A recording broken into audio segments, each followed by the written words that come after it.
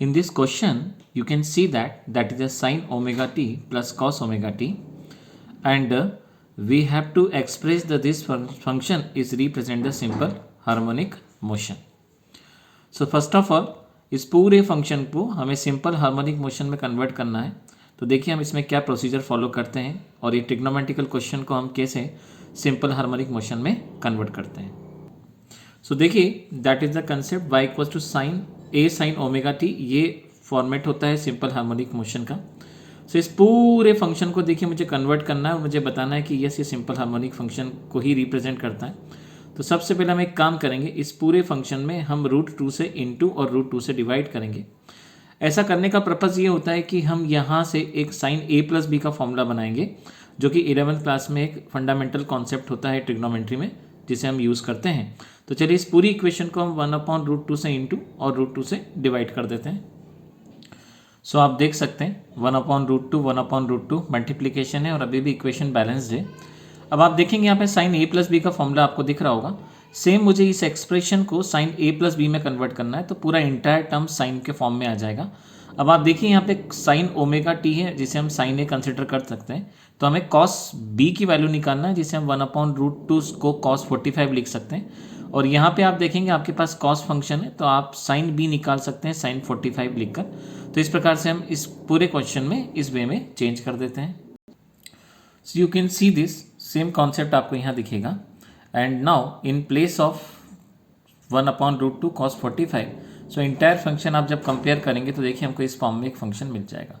But हमें question में proof करना है कि वाकई ये एक सिंपल हार्मोनिक मोशन को रिप्रेजेंट कर रहा है. तो देखिए इस एक्सप्रेशन में हम चेंज करेंगे और इसको इस फॉर्म में दोबारा से कन्वर्ट करेंगे. सो देखिए हम यहाँ पे कॉन्सेप्ट अप्लाई कर रहे हैं कि हम पूरे फंक्शन में small t plus capital T का हमने कॉन्सेप्ट यूज़ करा. हमें ऐसा इसलिए करना है because we have to prove that कि yes this is the simple harmonic motion. If the function is in the simple harmonic motion 100% it will be convert into this form.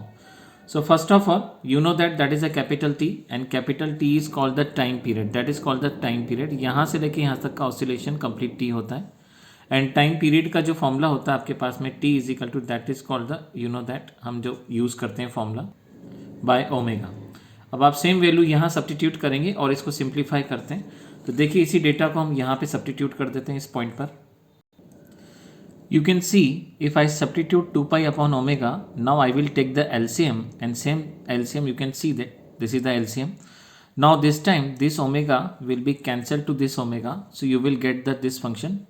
And now this time we will simplify this function and convert into this form.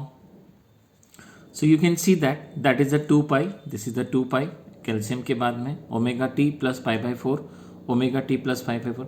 अब आप एक काम करिए, ये जो term आपको दिख रही है देखिए ध्यान से, ये इस टर्म को यहाँ पे मैं एक फॉर्मूला यूज़ करूँगा sine 360 plus theta equals to में होता है साइन थीटा.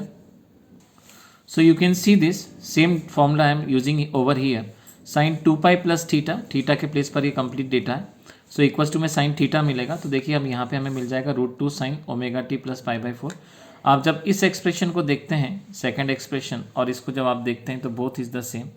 इसका मतलब yes this expression is given that yes this is the simple harmonic motion और ये फंक्शन उसको रिप्रेजेंट करेगा.